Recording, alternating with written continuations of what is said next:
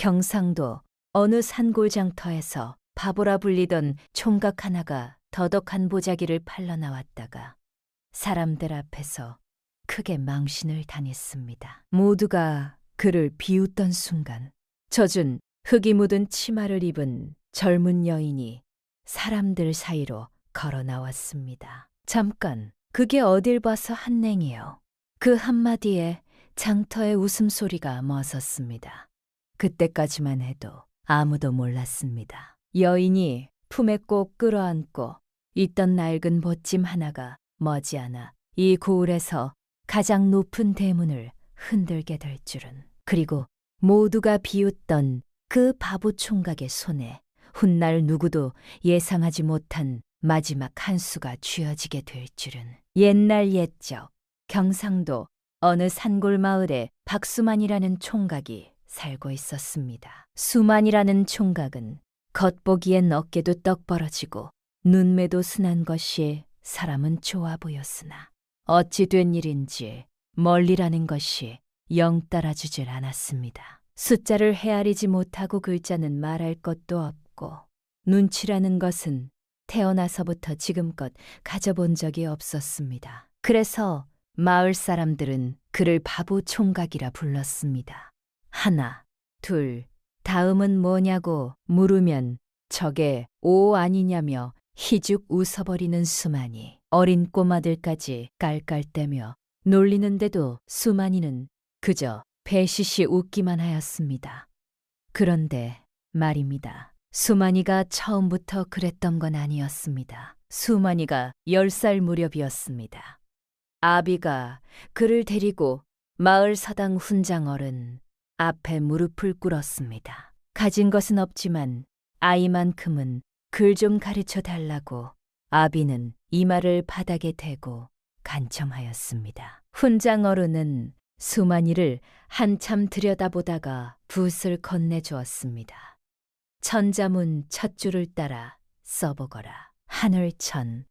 수만이는 혀를 살짝 깨물고 온 힘을 다해 붓을 잡았습니다. 그런데 손이 말을 듣질 않았습니다. 획이 삐뚤어지고 종이 위에 먹물 방울이 뚝뚝 떨어지고 아무리 눈으로 보고 따라하려 해도 손과 멀리가 따로 놀았습니다. 훈장 어른이 눈살을 찌푸렸습니다.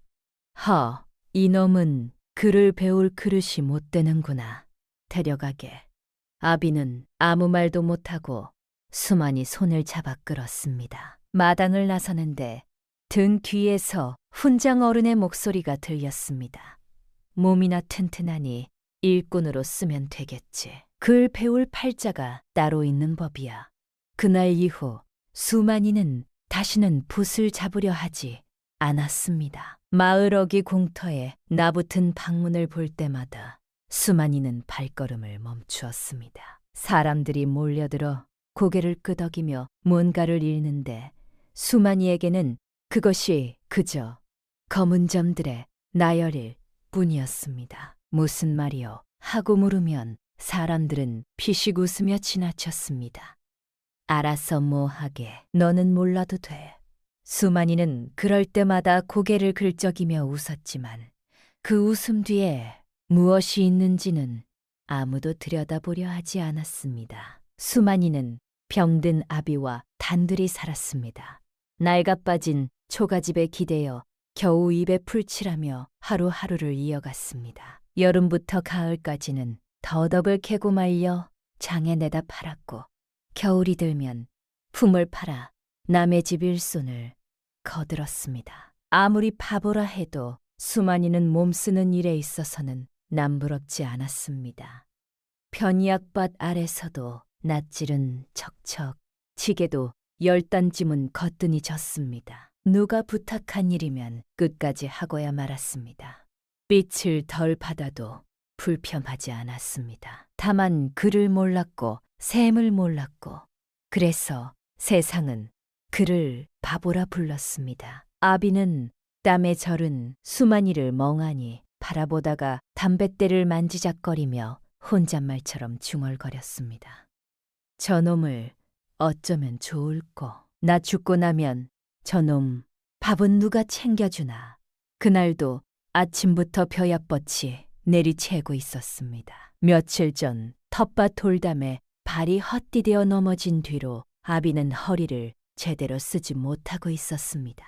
그런 아비가 뒤란 돛돌 위에 걸터 앉은 채 수만이 등에 맨 지게 위에 더덕 보자기를 얹으며 말하였습니다. 수만아, 아비 없이도 장사 잘하고 올 수 있겠냐. 지금쯤 나가야 사람도 많고 자리도 좋지. 수만이는 굵직한 손으로 지게끈을 고쳐매더니 활짝 웃으며 대답하였습니다. 아유, 걱정 마셔요, 아버지. 지가 잘 팔아올게요. 아비는 말없이 고개를 끄덕였지만 눈빛은 불안함을 감추지 못하였습니다. 아비가 100번을 당부해도 수만이는 늘 그렇듯 제멋대로였습니다. 길가에 노루 새끼만 보여도 어이구 오랜만이네 하며 초그려 앉아 인사하고 계곡을 건너다 피람이랑 눈 마주치면 따라가느라 길을 잃기 일쑤였습니다. 장터에 도착하면 자리 잡기보다는 먼저 메밀묵 굽는 노점부터 기웃거렸습니다. 이날도 수만이는 지게를 메고 터벅터벅 장터를 향하였습니다. 지게끈은 어깨에 쑥 파묻히고 땀은 이마를 타고 턱끝까지 흘러내렸습니다. 장터 어귀에 도착하자마자 지게를 내려놓으며 외쳤습니다. 이거 더덕이에요. 아주머니, 뿌리가 아주 실한 있게 한번 보고 가셔요. 수만이는 장터 평상구석에 더덕 보자기를 내려놓고 멋쩍게 웃었습니다. 해는 멀리 위로 이글거렸고 사람들은 오고 가며 흥정을 벌였지만 수만이는 어찌할 줄을 몰랐습니다. 값을 얼마쯤 불러야 할지, 흥정이란 걸 어떻게 하는 건지, 손님은 어떻게 맞아야 하는 건지도 도무지 감이 오질 않았습니다. 그렇게 우두커니 서 있던 수만이 앞에 중년 사내 하나가 어슬렁 다가왔습니다. 얼마냐, 이 더덕 보자기. 수만이는 멀리를 그적이며 아비 말씀이 얼핏 떠올랐습니다. 한 냉이요. 이거 한 냉이에요. 사내는 눈을 가늘게 뜨더니 주머니에서 엽전 몇 땡을 꺼내 툭수만이 손에 쥐어 주었습니다. 옛다, 이거나 받아라. 여기 한 냉이다. 수만이는 아무 의심도 없이 그것을 덥석 받아들고 두 손으로 꼭 쥐인 채 고개를 연신 끄덕였습니다. 아휴, 고맙습니다. 주변 사람들이 쑥덕거렸습니다. 저러니까 바보라는 거지. 뭐 어차피 셈도 모르는 놈인데 웃음소리가 번졌습니다. 그때였습니다. 등 뒤에서 또렷하고 서슬퍼런 여인의 목소리가 날아왔습니다. 잠깐, 그게 어딜 봐서 한냉이요. 웃음이 뚝 끊겼습니다. 여인의 목소리에 장터 사람들이 일제히 고개를 돌렸습니다. 자리엔 허름한 치마 끝에 흙이 묻은 젊은 여인이 더덕 보자기 앞에 떡하니 서 있었습니다. 반듯하게 생긴 얼굴이었으나 표정은 싸늘하고 말투는 똑 부러졌습니다. 이만한 더덕 꾸러미를 역전 몇 띠 주고 사겠다니. 그게 사람 양심이요. 원래 시세가 그런겨. 하며 사내가 어색하게 웃으며 발을 빼려 하자 여인은 더덕 보자기를 손끝으로 툭툭 두드리며 말하였습니다. 불이 굵기 좀 보시오. 속살도 꽉 찼고 껍질 다드는 것도 봐.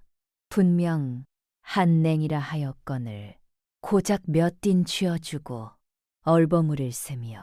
사내는 말문이 막힌 듯 꿀꺽침을 삼키더니 마지못해 주머니를 뒤적여 엽전 한 꾸러미를 꺼냈습니다. 여인은 말없이 그것을 받아 수만이의 손에 툭 쥐어주었습니다. 그러고는 그 중년 사내를 똑바로 노려보며 한마디 던졌습니다. 농사 짓는 사람 우습게 보지 마시오. 숫자 모른다고 사람 속이는 게 그게 더 부끄러운 짓이지요. 장터가 조용하였습니다. 아까 웃던 사람들이 슬그머니 고개를 돌렸습니다. 수만이는 손에 엽전 꾸러미를 꼭 쥐인 채 눈을 동그랗게 뜨고 말없이 여인을 바라봤습니다. 아이고, 참말로 고마워요. 말을 들은 여인은 잠시 그를 바라보다가 입꼬리를 살짝 올리며 말하였습니다. 다음엔 속지 마시오. 더덕값은 꼭 한 냉이에요.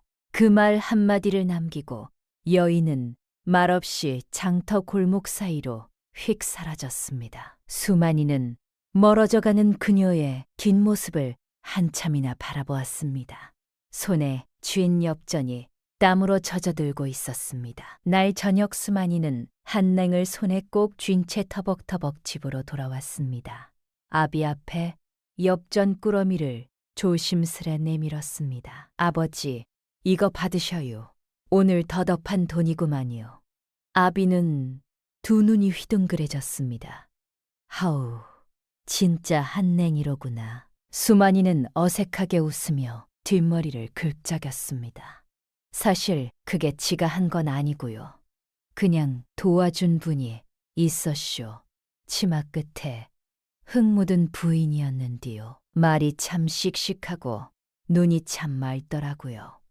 아비는 담뱃대를 한번 툭 털며 말하였습니다. 그런 사람한테 감사 인사는 했느냐. 수만이는 고개를 끄덕였다가 다시 극적였습니다. 했는디 그냥 가버리셨어요. 아비는 말없이 땀으로 젖은 수만이 멀리를 천천히 쓰다듬었습니다. 며칠 뒤 수만이는 또 장에 다녀오는 길이었습니다. 하늘은 잿빛으로 눌려 있었고 금방이라도 쏟아질 것 같은 먹구름 아래 장대비가 쏟아졌습니다. 길은 질컥이고 어깨는 빗물에 절은 채 터벅터벅 걷던 수만이는 장터 끝 허름한 처마 밑에서 보찜을 꼭 껴안은 여인 하나를 보게 되었습니다. 비에 홀딱 젖은 채 담벼락에 기댄 얼굴은 핏기 하나 없이 창백하였습니다. 눈도 초점 없이 흔들리고 있었습니다. 입술이 파랗게 질려 있었습니다. 수만이는 눈을 찌푸리며 다가가다가 순간 두 눈이 휘둥그레졌습니다. 그날 그 부인 아니요. 더덕값 도와주셨던 그분 맞죠? 아니 여기서 왜 이러고 계셔요? 여인은 천천히 고개를 들었지만 입술만 파르르 떨릴 뿐 소리는 겨우겨우 나왔습니다. 갈 데가 없어서요. 며칠째. 수만이는 목이 턱 막혔습니다. 주춤거리다 금세지게를 내려놓고 허리춤에 묶어둔 낡은 보자기 하나를 꺼내 그녀의 어깨에 조심스레 덮어주었습니다. 아이고야 이거 참. 이러다 진짜 쓰러지시겠어. 여인은 아무 말 없이 수만이를 바라봤습니다. 그 눈빛엔 체면도 의지도 힘도 모두 빠져나가 있었습니다. 수만이는 잠시 발을 동동 굴리다가 말하였습니다. 여기서 이러고 계시지 말고 제 집으로 가시죠. 아버지랑 둘이 사는 촌집인디 가서 몸도 녹이고 국도 한술 드시고요. 여기 계속 이러고 계시면요. 제가 마음이 허벌나게 불안해서 밥도 안 넘어갈 것 같단 말입니다. 그 말에 여인은 말없이 고개를 끄덕였습니다. 그것만으로 충분하였습니다.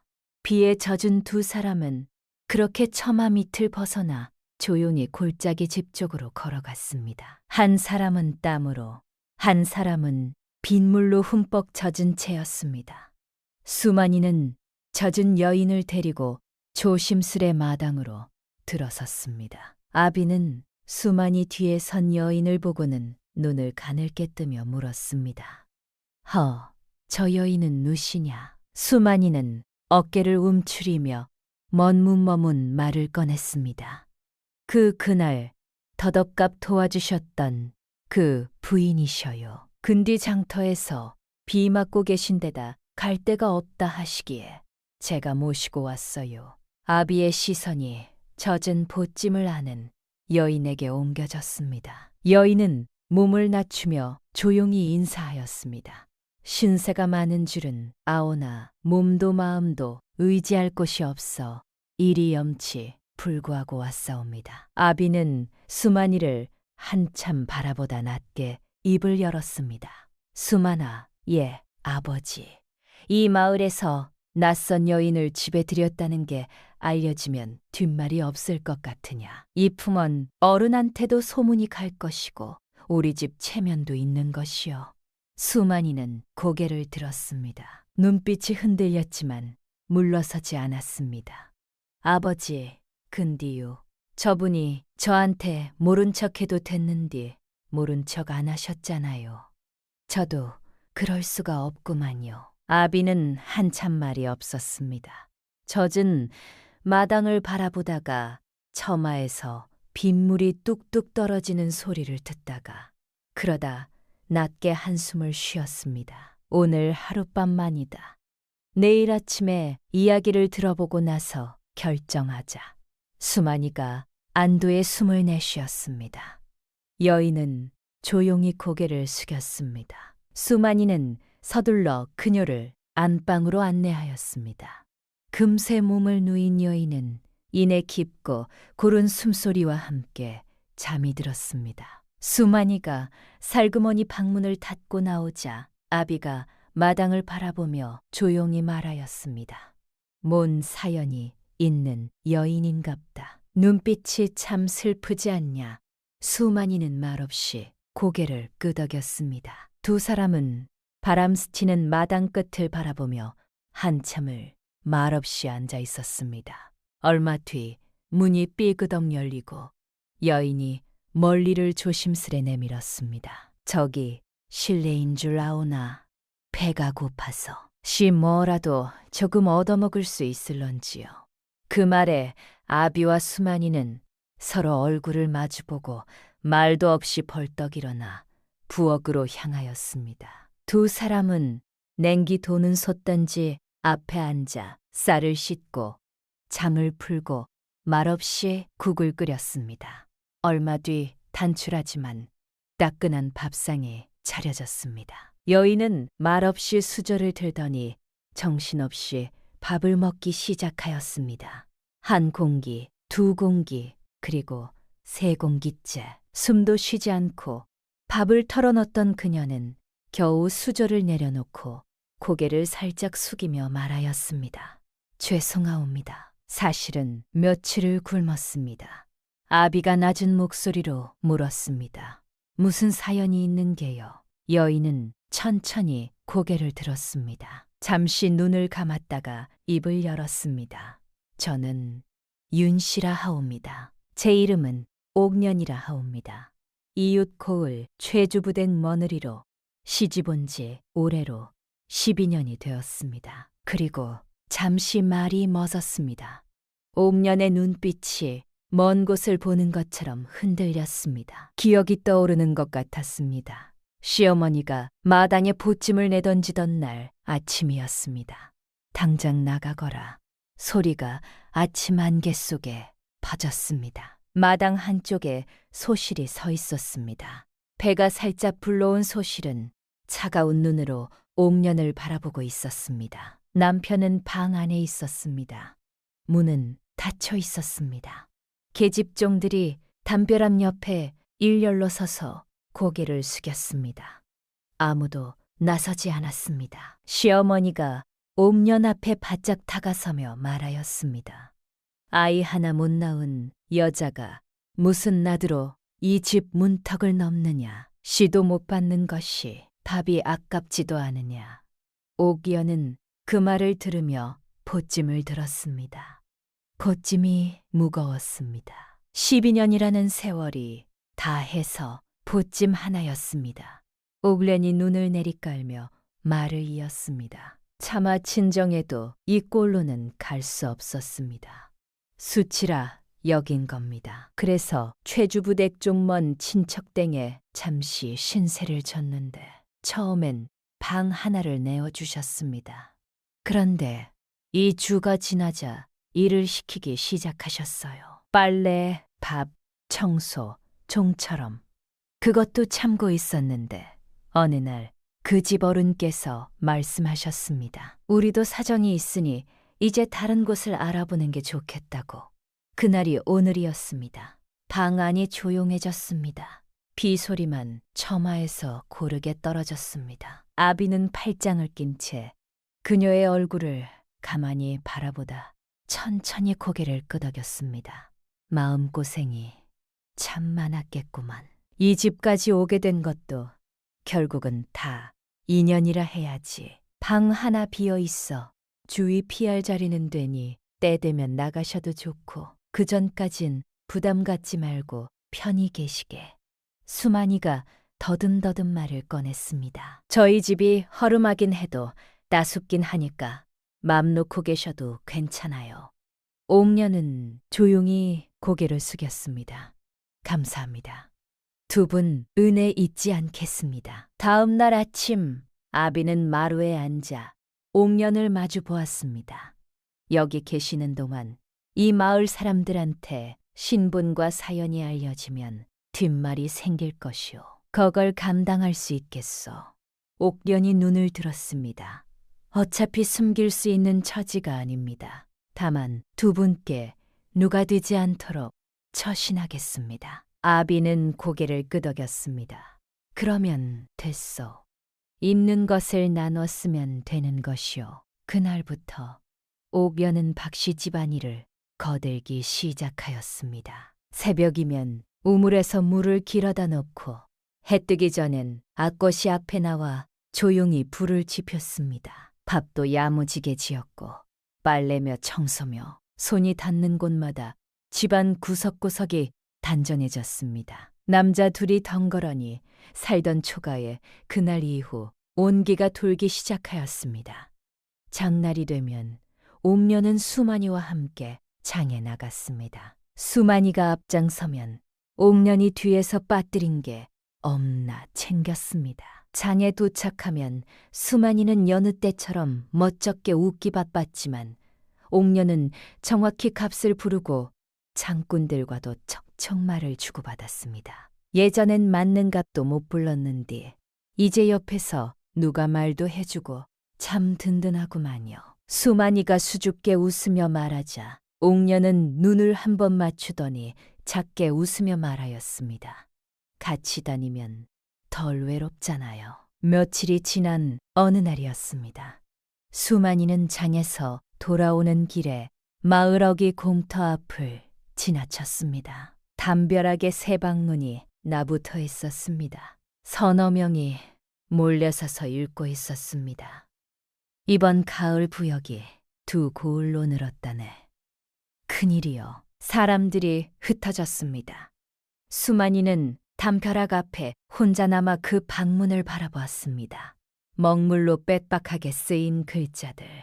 무슨 말인지 알 수 없었습니다. 날 집에 돌아와 수만이는 옥년 앞에 조심스레 앉았습니다. 부인, 저한테 글자 좀 가르쳐 주실 수 있으셔요? 옥년이 눈을 들었습니다. 갑자기 왜요? 수만이가 멀리를 극적이며 말하였습니다. 마을의 방문이 나부터도 제가 뭔 말인지를 모르니까요. 장에서도 속으면서도 왜 속는지 모르고요. 그게 참 창피한 것 같아서요. 옥년은 잠시 그를 바라보았습니다. 그러더니 자리에서 일어나 종이 한 장과 붓을 들고 나왔습니다. 그러면 오늘부터 시작해요. 마루 끝 병상 위에 종이와 붓을 펴놓고 두 사람이 나란히 앉았습니다. 옥년은 가장 쉬운 글자부터 하나하나 짚어주었습니다. 이게 하나 일자예요. 이게 둘 이자고요. 수만이는 붓을 잡았습니다. 손이 살짝 떨렸습니다. 10살 때 훈장 어른한테 쫓겨나던 그날이 어디선가 건드려졌습니다. 획이 삐뚤어졌습니다. 종이 귀퉁이에 먹물이 번졌습니다. 수만이는 붓을 내려놓으려 하였습니다. 그때 옥년이 말하였습니다.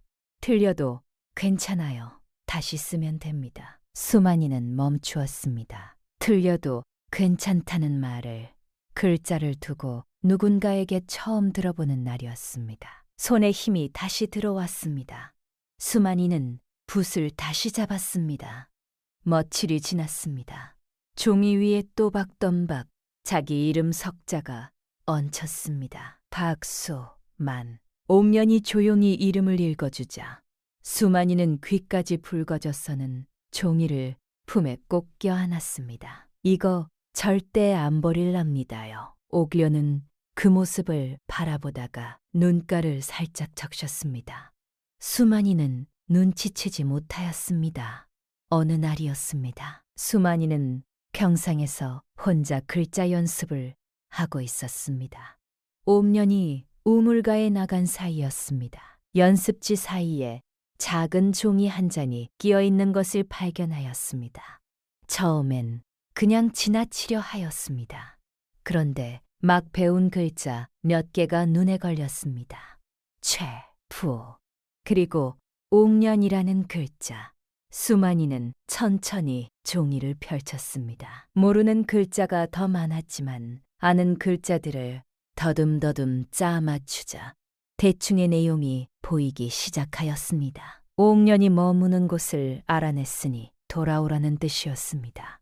최주부댁에서 보낸 것이었습니다. 수만이는 한참 그 종이를 들여다보았습니다. 조용히 제자리에 두었습니다. 우물에서 옥년이 돌아왔을 때 수만이는 아무 일 없는 듯 붓을 잡고 있었습니다. 그러나 그날 이후 수만이는 글자를 2배로 열심히 배우기 시작하였습니다. 눈빛이 달라졌습니다. 더 이상 그냥 배우는 게 아니었습니다. 꼭 알아야 하는 이유가 생겼습니다. 한편 마을 장터에서는 수만이 변화를 두고 말들이 오갔습니다.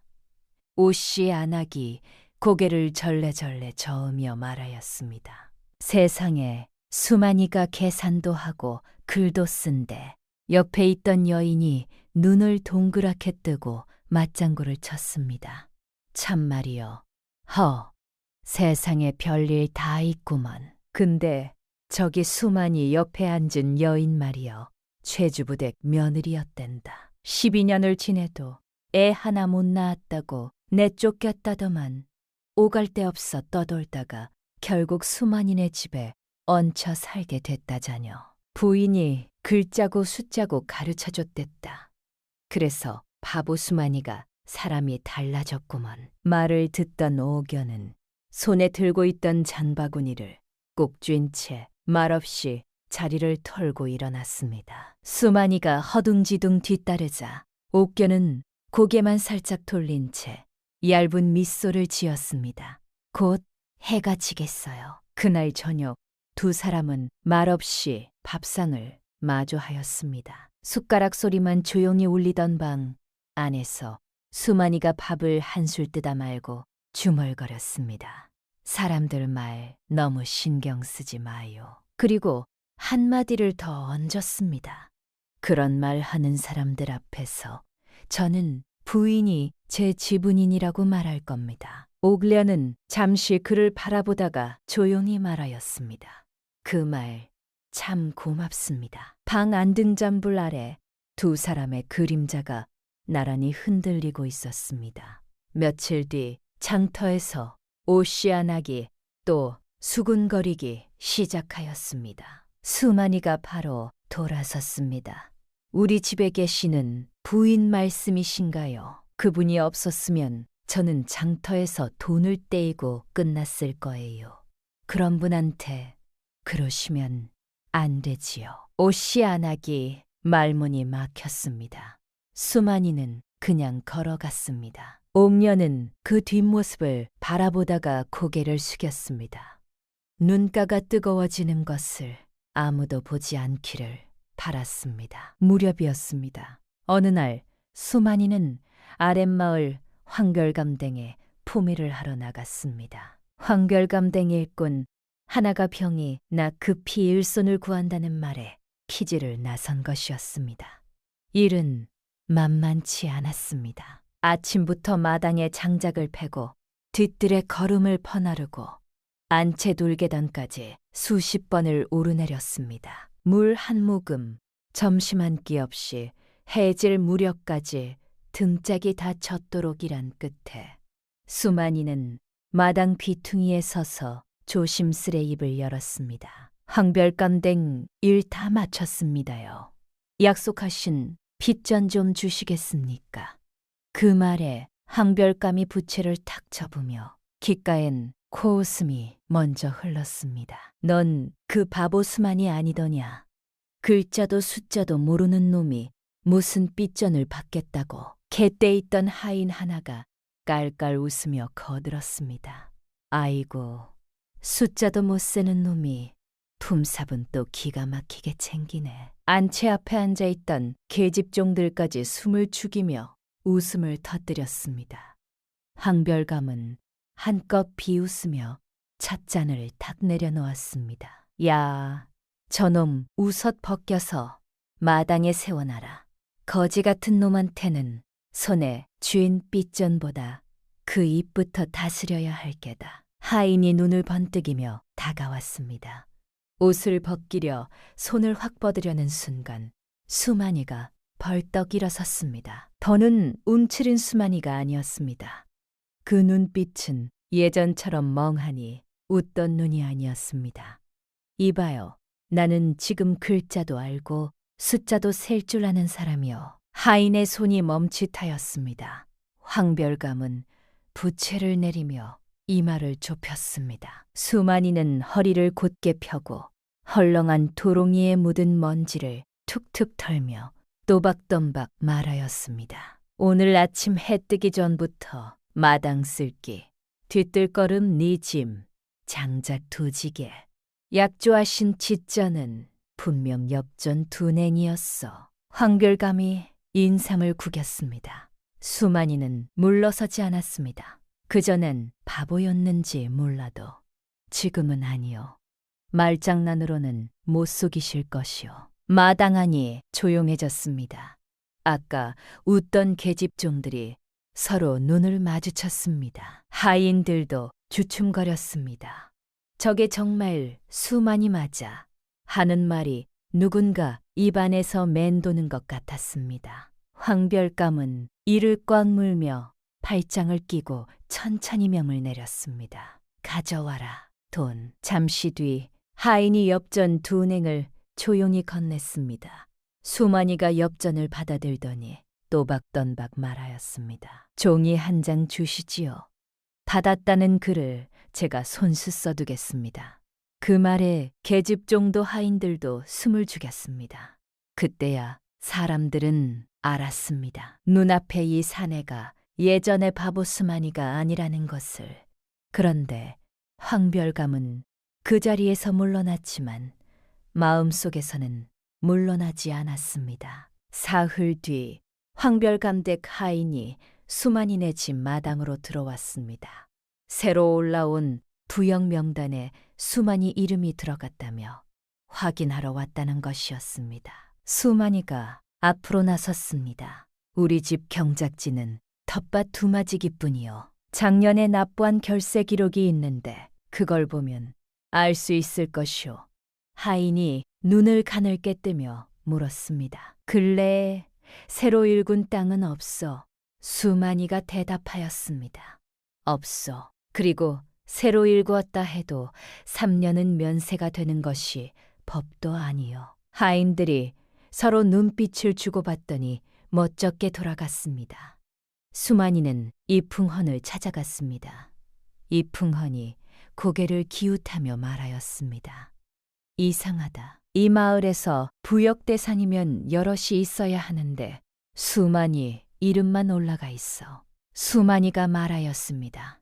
황별감이 넣은 것 같습니다. 이풍헌이 말하였습니다. 내가 관아향청에 확인해 볼 테니 그 전에는 아무데도 나가지 말아라. 며칠 뒤 이풍헌의 확인 결과 그 부역 명단은 정식 절차를 거치지 않은 것이었습니다. 이풍헌이 향청에 이해를 제기하자 수만이 이름은 명단에서 빠졌습니다. 향청에서는 누가 사사로이 명단에 손을 댔는지 따져 묻기 시작했습니다. 소문이 장터까지 퍼지자 황별감은 며칠 동안 사랑채 문 밖으로 나오지 않았습니다. 사람들은 그제야 알았습니다. 글자를 모르는 사람은 속일 수 있어도 기록을 남기는 사람은 함부로 밟을 수 없다는 것을. 그 뒤로 황별감은 수만이 쪽으로 하인을 보내지 않았습니다. 수만이 이름을 입에 올릴 때에도 예전처럼 바보라는 말을 붙이지 못했습니다. 어느 날 밤 아비는 나루 끝에 앉아있던 수만이를 조용히 불렀습니다. 수만아. 예, 아버지. 한참을 뜸들이던 아비가 턱을 어루만지며 입을 열었습니다. 저 옴년이 말이다. 벌써 이 집에 들어온 지도 한 해가 가까워 오는구나. 마음 곱고 살림도 야무지고 무엇보다 너한테 늘 다정하더구나. 그리고 저 사람이 너를 가르친 게 아니냐. 글자를 가르친 건 글자만 가르친 게 아닌 것 같다. 수만이는 고개를 푹 숙였습니다. 아버지, 지가 바보인 거 누구보다 아버지가 잘 아시잖아요. 그런 분이 저 같은 사람을 어떻게. 아비는 대꾸 대신 수만이 등을 한 번 툭 하고 가볍게 쳤습니다. 그래도 말이다. 마음이란 건 내가 먼저 내놓아야 들여다보게 되는 법이다. 그리고 저 여인이 얼마나 더 여기 있을 수 있을지는 모르는 일이야. 그날 밤 수만이는 오래도록 잠을 이루지 못하였습니다. 아이가 있든 없든 부인은 그 자체로 귀한 사람이다. 그 말이 마음속에서 맴돌았습니다. 아직 입 밖으로 꺼낼 용기는 없었지만 마음은 이미 정해진 것 같았습니다. 며칠 뒤였습니다. 수만이는 새벽부터 들판에 나갔습니다. 장롱 깊숙이 묻어두었던 새옷 한 벌을 꺼내 입었습니다. 들판을 걸으며 들꽃을 한 아름 꺾었습니다. 그 꽃을 품만에 감추고 돌아와 옥년에게 말하였습니다. 부인, 저기 잠깐 내가에 좀 다녀오시겠습니까? 옥련은 잠시 고개를 갸웃하였지만 말없이 그의 곁을 따라 걸었습니다. 내가에 거의 다 왔을 때였습니다. 옥련이 걸음을 멈추더니 조용히 말하였습니다. 수만 씨, 저 드릴 말씀이 있어요. 수만이가 걸음을 멈추었습니다. 뭔가 이상한 느낌이 들었습니다. 옥련의 목소리가 평소와 달랐습니다. 옥련이 천천히 말을 이었습니다. 저 곧 여기를 떠나야 할 것 같아요. 얼마 전에 최지부댁에서 사람이 다녀갔어요. 저한테 온 편지였습니다. 돌아오라는 내용이었고 응하지 않으면 이 댁에 폐가 될 거라는 말도 있었어요. 그렇게 되기 전에 제가 먼저 떠나는 게 나을 것 같아서. 수만이는 잠시 발을 멈추었습니다. 그러다 품에서 꽃다발을 꺼냈습니다. 손끝이 떨리고 있었습니다. 저 그 편지 봤어요. 수만이가 말하였습니다. 옥년이 고개를 들었습니다. 아셨어요. 수만이가 꽃다발을 내밀었습니다. 알았어요. 근디 말 못했어요. 이걸 먼저 드리고 싶었거든요. 옥년은 꽃다발을 바라보다가 수만이를 바라보다가 다시 꽃다발을 바라보았습니다. 수만이가 입술을 꾹 깨물며 말하였습니다. 지가 평생 바보란 소리 들으며 살았는디요. 부인이 옆에 있어 주시고 하나하나 가르쳐 주시고 같이 웃어 주시고 하니까 제가 처음으로 사람 구실이란 걸 해보는 것 같아서요. 그래서 이제 저는 부인이 없으면 안 될 것 같은디요. 한숨처럼 멈춘 말끝 수만이는 고개를 푹 숙였습니다. 욕심일진 몰라도 부인을 보내기가 싫어요. 제가 곁에 있으면 안 되겠쇼. 옥련은 그 자리에 잠시 서 있었습니다. 그러다 조용히 물었습니다. 지금 저한테 혼인하자는 말씀이세요? 수만이는 얼굴이 활활 달아오른 채 더는 말을 잇지 못하고 고개를 쿡 숙였습니다.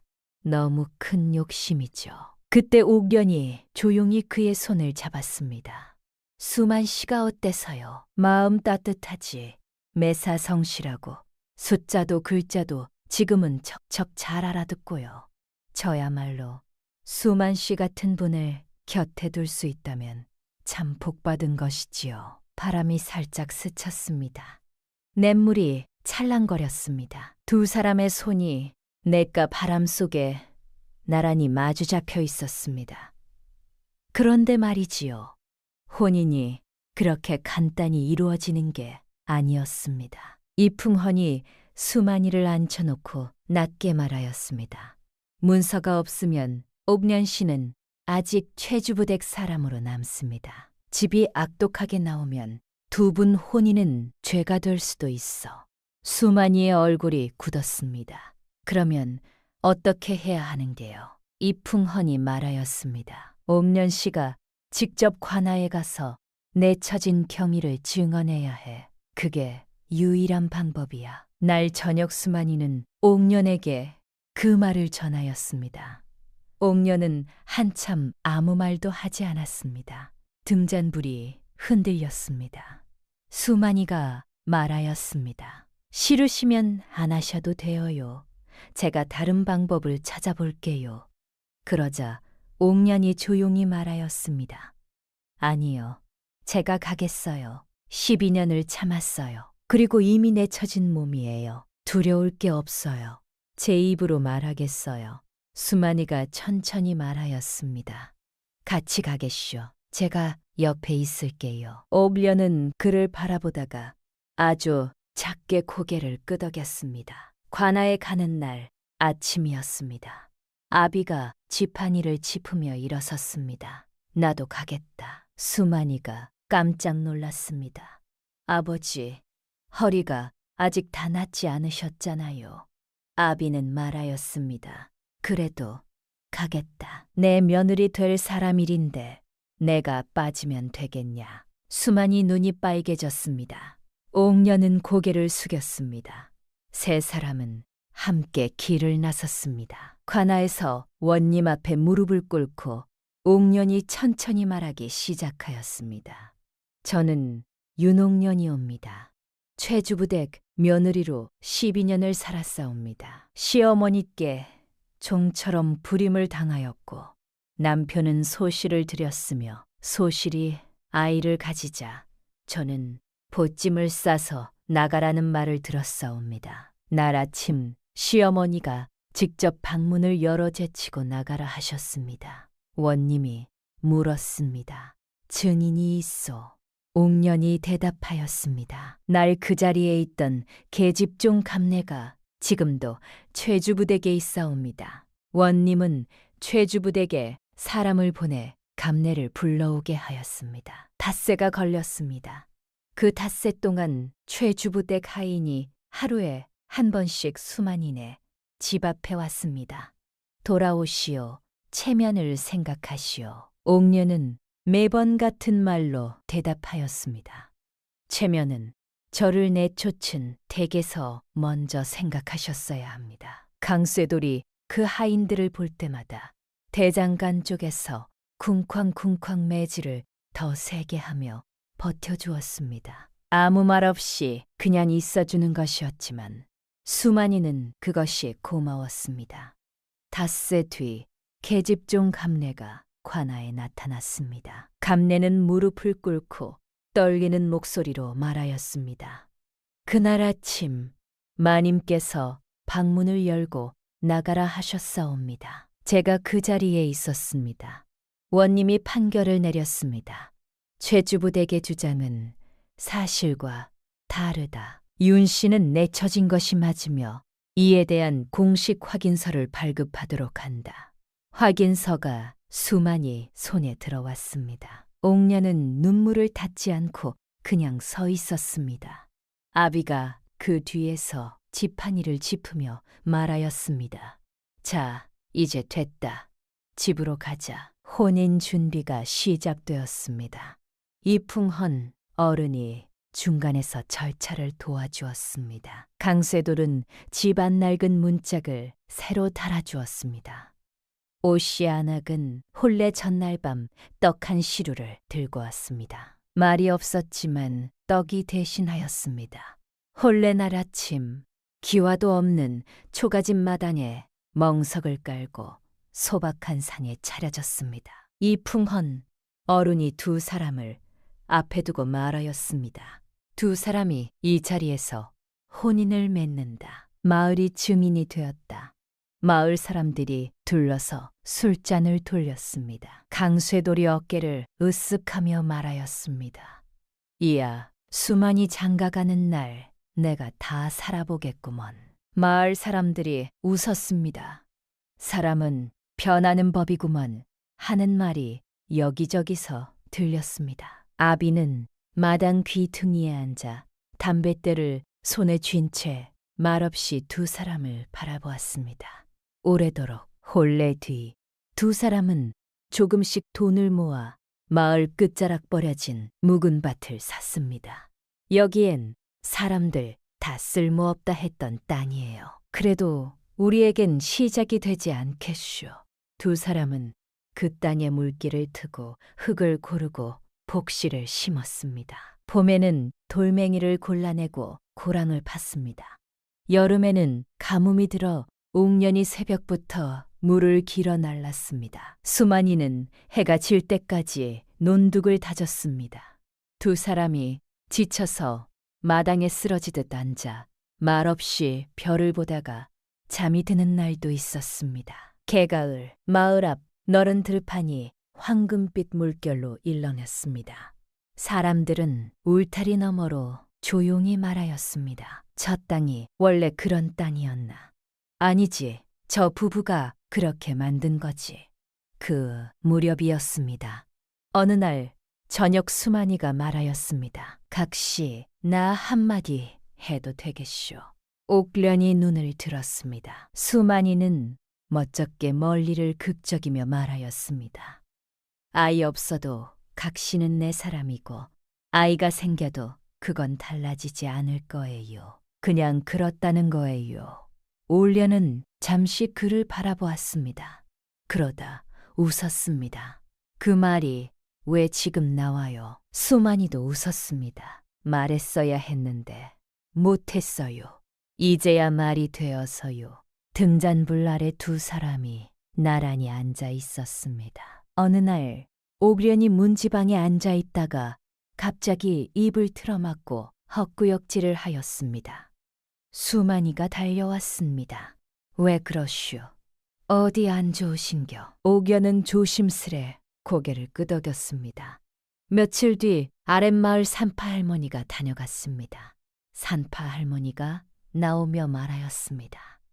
아이 생겼어. 수만이는 그 자리에 굳어버렸습니다. 그러다가 얼굴이 천천히 환해졌습니다. 방 안에 들어가자 옥련이 이불을 꼭 쥐고 앉아 있었습니다. 눈물이 줄줄 흘러내리고 있었습니다. 수만이는 무슨 말을 해야 할지 몰라서 그냥 옆에 앉았습니다. 그러다 조심스럽게 물었습니다. 슬프셔요. 옥련이 고개를 저으며 말하였습니다. 아니요.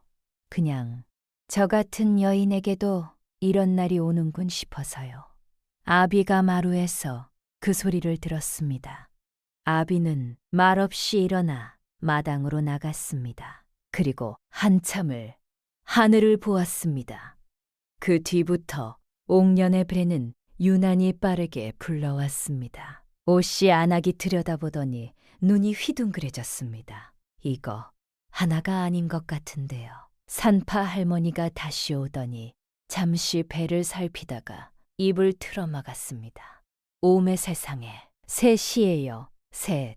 방 안이 한동안 조용해졌다가 갑자기 시끌벅적해졌습니다. 수만이는 그 자리에 주저앉았습니다. 아비는 담뱃대를 들고 있다가 그냥 내려놓았습니다. 아비는 그날 밤 장독대 앞에 정화수 한 그릇을 떠놓고 무릎을 꿇었습니다. 두 손이 가늘게 떨렸습니다. 삼신할머니, 이 아이들을 잘 받아주셔요. 어미도 건강하게 해주셔요. 오래도록 그 앞에 앉아 있었습니다. 개겨울 첫눈이 내리던 밤, 옥련은 진통을 시작하였습니다.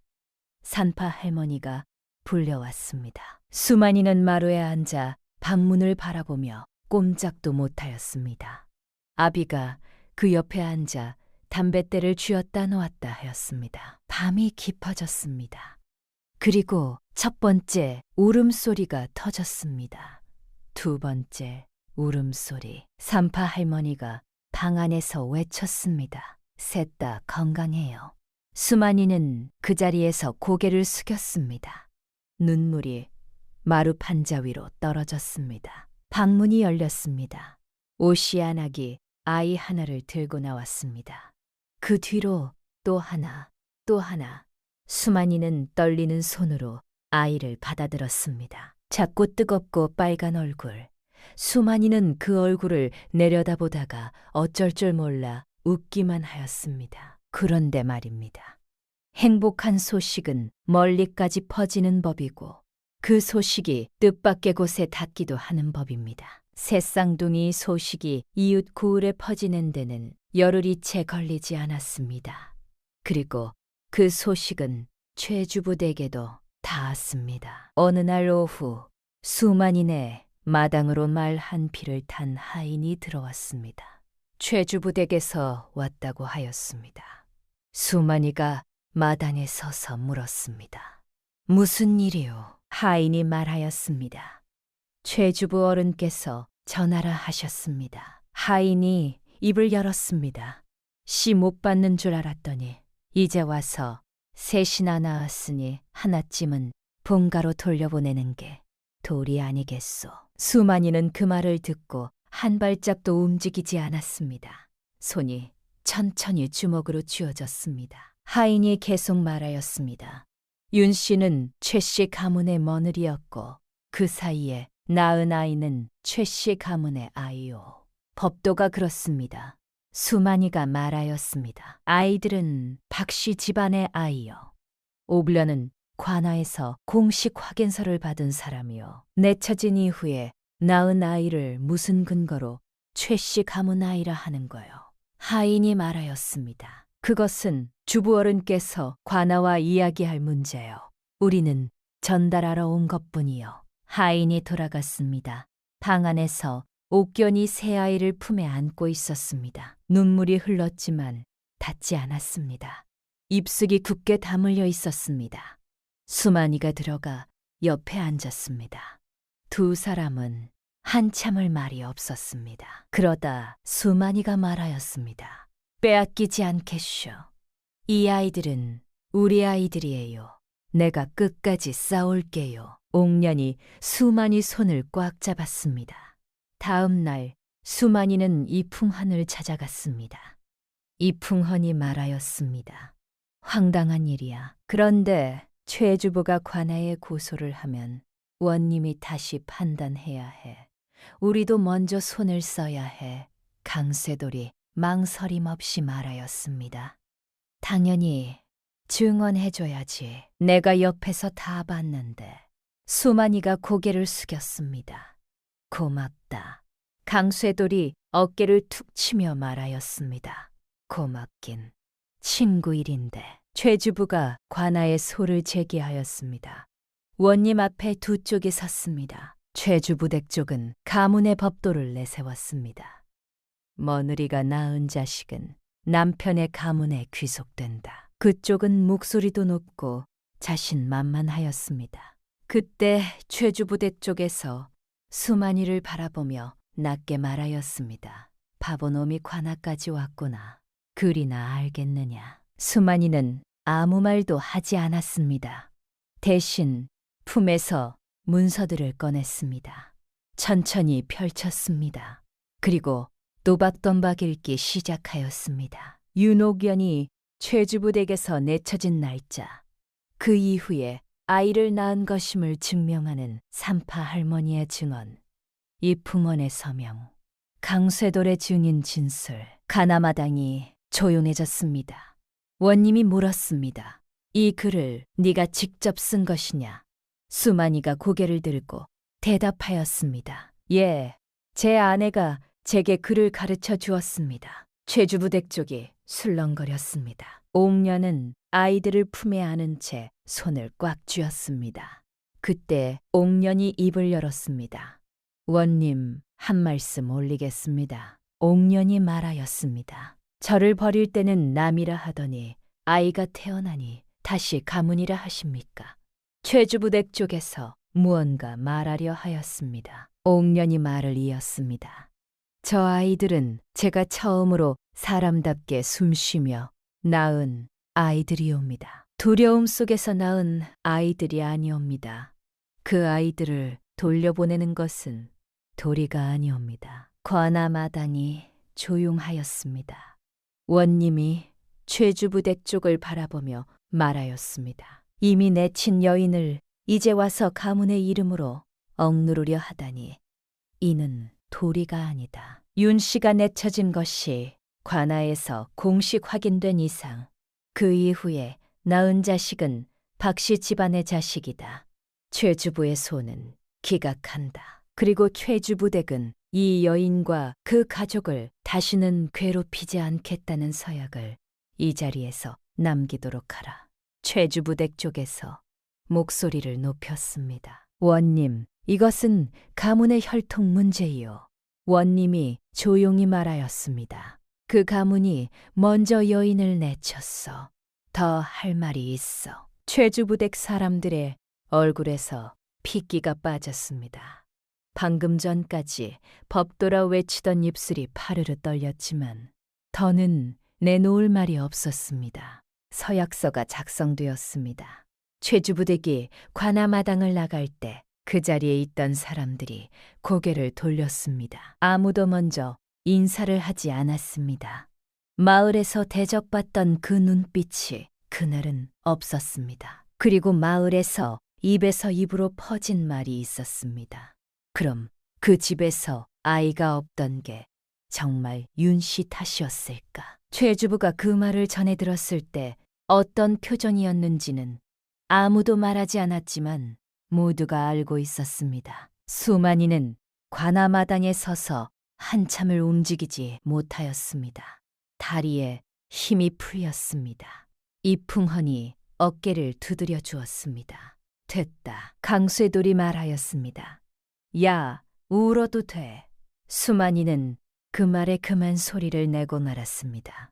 그날 저녁 수만이는 집으로 돌아왔습니다. 방 안에서 옥연이 새 아이를 나란히 눕혀놓고 바라보고 있었습니다. 수만이가 들어서자 옥연이 고개를 들었습니다. 수만이가 고개를 끄덕였습니다. 됐어요. 오련이 입술을 꾹 눌렀다가 말하였습니다. 고마워요. 수만이가 옆에 앉으며 말하였습니다. 나도 고마워요. 각시 덕분에 내가 글자를 배웠고 글자 덕분에 오늘 싸울 수 있었잖아요. 두 사람은 새 아이를 사이에 두고 나란히 앉아 있었습니다. 등잔불이 방 안을 따뜻하게 비추었습니다. 아비가 마당에서 별을 보고 있었습니다. 담뱃대에서 연기가 가늘게 올라갔습니다. 나 죽기 전에 이런 것들을 다 보는구나. 혼잣말이었지만 마당 끝 처마 밑까지 들렸습니다. 그 뒤 마을에서 수만이를 부르는 말이 달라졌습니다. 바보 수만이 대신 수만이 씨라는 말이 들렸습니다. 어느 날 장터에서 아이 하나가 예전처럼 바보 수만이라고 부르려 하자 오씨안악이 얼른 아이 어깨를 잡아당기며 말하였습니다. 그런 말 하는 거 아니다. 수만이 씨라 불러야지. 말을 들은 수만이는 아무 말 없이 웃기만 했습니다. 장터에서 물건값을 속이려는 사람도 없어졌습니다. 수만이가 곧바로 잘못을 짚어냈기 때문이었습니다. 봄이 되어 아이들이 마당을 기어다니기 시작하자 아비는 지팡이를 짚고 마당으로 내려와 아이 하나를 들어 올렸습니다. 아이가 할아비 수염을 잡아당겼습니다. 아비는 아프다고도 하지 않고 그냥 웃었습니다. 세월이 흘렀습니다. 아이들이 걸음마를 떼더니 금세 뛰어다녔습니다. 마당은 늘 발소리로 가득하였습니다. 옥전은 아이들에게 글자를 가르쳤습니다. 강쇠돌의 아이들도 글자를 배우러 왔습니다. 이풍헌 어른이 어느 날 들러 그 광경을 보고 말하였습니다. 이게 참 보기 좋구만. 수만이 씨가 여기 작은 서당을 하나 차리는 건 어떻소? 수만이가 웃으며 말하였습니다. 제가 배운 것도 별로 없는 디요. 이풍헌이 말하였습니다. 배운 것을 나누는 게 서당이지 많이 안다고 서당하는 게 아니요. 그해 가을 수만이네 집 마루 앞에 아이들이 5명 앉았습니다. 수만이가 앞에 서서 종이를 들고 말하였습니다. 오늘은 숫자 5까지 해봅시다. 아이들이 막대기를 들고 흙바닥에 줄을 그었습니다. 1, 2, 3, 4, 5. 옥년이 마루 끝에 앉아 그 모습을 바라보았습니다. 입꼬리가 살짝 올라가 있었습니다. 아비가 그 뒤에서 담뱃대를 손에 쥔 채 오래도록 바라보았습니다. 한때 제 이름 섭자도 쓰지 못하던 사내가 이제는 아이들에게 글자를 가르치고 있었습니다. 그리고 그 곁에는 세상이 버렸으나 끝내 자기 삶을 되찾은 여인이 앉아 있었습니다. 그리하여 바보라 불리던 박수만과 내쳐졌던 윤옥녀는 서로의 기적이 되었습니다. 한 사람은 글자를 얻어 제 삶을 지켰고 한 사람은 버림받은 자리에서 다시 이름을 되찾았습니다. 그렇게 두 사람은 행복하게 오래오래 살았습니다.